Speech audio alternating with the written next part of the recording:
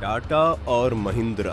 देश में जब कोई मध्यम वर्गीय इंसान किसी दूसरे को अमीर बनने के लिए या मेहनत करने के लिए या कहें कि अपना लेवल बताने के लिए अक्सर जिन दो नामों का जिक्र करता है वो यही टाटा और महिंद्रा होते हैं। देश की दो सबसे प्रतिष्ठित कंपनी जिसे आजादी से कुछ साल पहले ही शुरू किया गया था, वो आजादी के बाद भी आज हमारा साथ दे रही हैं। या कहें कि देश की रीढ़ बनी हुई है। चाहे वो टाटा के ट्रक हो या महिंद्रा की एसयूवी, दोनों समय समय पर एक से एक जरूरी प्रोडक्ट्स को भारत के बाजारों के हिसाब से निकालते रहे हैं। लेकिन इन दोनों कंपनियों को देखकर ये सवाल मन में जरूर आता है कि आखिर कौन सी कंपनी इस समय इस रेस में आगे है। आज के वीडियो में हम आपको इन्हीं दो कंपनीज को कंपेयर करके आपके सामने रखने वाले हैं, तो बने रहिए हमारे साथ इस वीडियो के अंत तक। सफलता वो नहीं जो आपको तोहफे में मिल जाए, बल्कि सफलता वो है जिसके लिए दिन रात मेहनत करनी पड़े। विश्व भर में सफलता के कई ऐसे उदाहरण आपको मिल जाएंगे जो भीषण तूफानों जैसी मुसीबतों का सामना कर इंसानों ने हैरान कर देने वाले कारनामे करके दिखाए। इनमें कई बड़ी व्यावसायिक कंपनियां भी शामिल हैं। इसी क्रम में हम पहले आपको बताते हैं महिंद्रा एंड महिंद्रा कंपनी के बारे में। लेकिन आपको जानकर हैरानी होगी, ये कंपनी कभी महिंद्रा एंड मोहम्मद के नाम से भी जानी जाती थी। जी हाँ, और ऐसा क्यों था, आइए जानते हैं। जगदीश चंद्र महिंद्रा का जन्म 1892 को हुआ था और इसके 2 साल बाद उनके भाई कैलाश चंद्र महिंद्रा का जन्म हुआ था, जिन्हें जेसी और केसी कहा जाता था। जेसी और केसी 9 भाई बहन थे।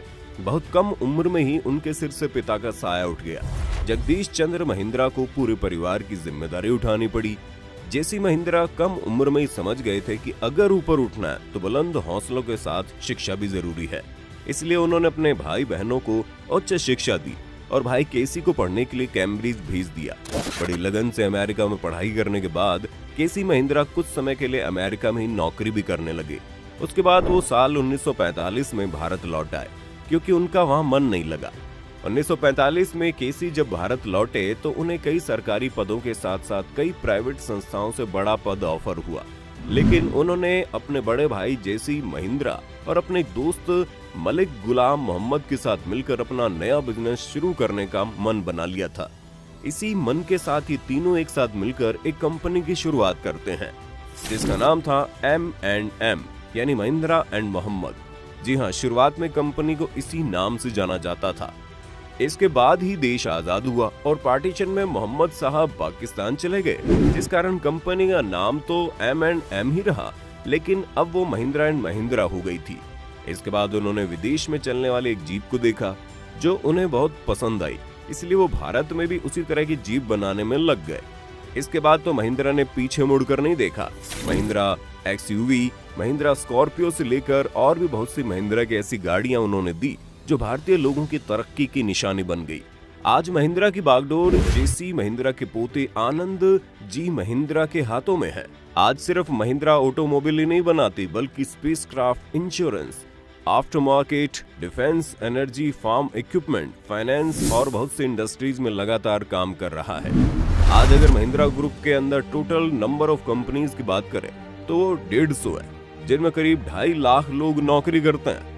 2021 की बात करें तो इस कंपनी ने पिछले साल 45,000 करोड़ रुपए की एनुअल सेल की थी, जो कि अपने आप में एक बड़ा अमाउंट है।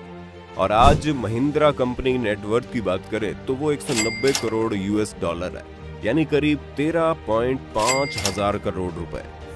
लेकिन दोस्तों, जैसा कि हमने आपको पहले ही बताया था कि महिंद्रा के साथ ही एक और कंपनी ने भारत में जन्म लिया था। उसका नाम आज कौन नहीं जानता।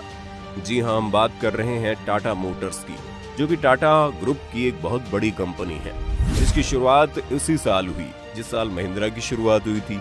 लेकिन टाटा उस समय महिंद्रा की तरह छोटे ऑटोमोबाइल की जगह बड़े बड़े लोकोमोटिव इंजन बनाने वाली कंपनी थी।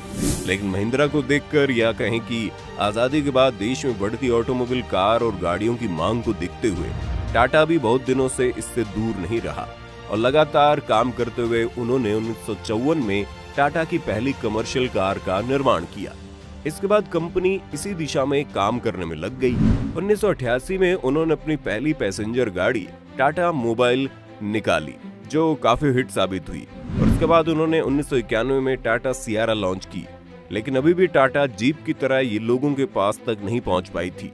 इसलिए 1998 में उन्होंने पहली बार पूरी तरह से इंडिया में बनी एक कार को लॉन्च किया, जिसका नाम सबने सुना ही होगा और अब शायद भूल भी रहे होंगे। जी हाँ, हम बात कर रहे हैं टाटा इंडिका की, जिसने अपने आने के साथ ही मार्केट में खलबली मचा दी। इसके बाद Tata Indigo, Tata safari, Tata Sumo और दुनिया की सबसे सस्ती कार टाटा नैनो जैसी गाड़ियां निकली। आज वही टाटा मोटर्स इंडिया की सबसे सेफ कारों को बनाकर मार्केट में लाने में लगी है, जैसे टाटा जेस्ट। इसके अलावा टाटा ने 2008 में विश्व मंदी के कारण लगभग बंद होने वाली जगुआर और लैंड रोवर जैसी विदेशी कंपनीज को भी खरीदकर उन्हें टाटा मोटर्स का हिस्सा बनाया। आज अगर टाटा मोटर्स की बात करें तो भारत में लगभग हर भारतीय का विश्वास जीतने में सफल रही है।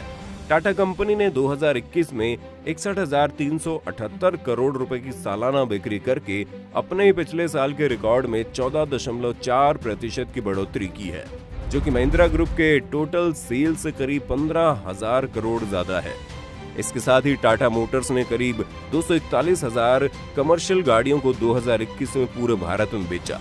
ये तो हो गई इनकी शुरुआत की कहानी। आइए अब इसके बेसिस पर दोनों कंपनियों के बारे में कुछ और कंपैरिजन देखते हैं। अगर टाटा मोटर्स के मालिक की बात करें तो टाटा मोटर्स को टाटा ग्रुप की तरफ से चलाया जाता है, यानी कि वही इस कंपनी की पेरेंट कंपनी है, जिसकी नेटवर्थ लगभग 110 अरब $, है, जो कि महिंद्रा ग्रुप से कहीं ज्यादा है। इस तरह से आप समझने की कोशिश करें कि चाहे वो नेट सेल अमाउंट हो या नेट व्हीकल की बिक्री हो, टाटा ने इस मामले में बाजी मार ली है। लेकिन अगर महिंद्रा की बात करें तो उनकी कार बोलेरो ने एक साल में करीब 53,000 यूनिट सेल कर दी है। अब अगर बिजनेस से अलग हटकर परफॉर्मेंस की बात करें तो महिंद्रा की एसयूवी कारें जैसे बोलेरो, स्कॉर्पियो, एक्सयूवी, टीयूवी, ये सब आज के समय में टाटा की एसयूवी को पीछे छोड़ती हुई नजर आती हैं। महिंद्रा की बोलेरो आज ग्रामीण भारत में बहुत बेहतर ढंग से परफॉर्म कर रही है, लेकिन टाटा की कार अगर देखें तो वो बहुत ज्यादा शहरी लोगों के लिए रह गई है। टाटा की लगभग एसयूवी अब मार्केट में उतना अच्छा परफॉर्म नहीं कर पा रही है जो आज से एक दशक पहले करती थी। इसके अलावा और भी बहुत सी बातें हैं जिनमें दोनों कंपनियां एक दूसरे से बेहतर नजर आती हैं, लेकिन बतौर भारत की तरक्की की नजर से देखें तो आजादी के बाद इन दो कंपनियों ने देश को एक रफ्तार जरूर दी है। आपको क्या लगता है, टाटा और महिंद्रा में कौन है ज्यादा बेहतर? हमें कमेंट करके बताइए। साथ ही इस वीडियो को लाइक और शेयर करना ना भूलें और चैनल को सब्सक्राइब जरूर कर दें।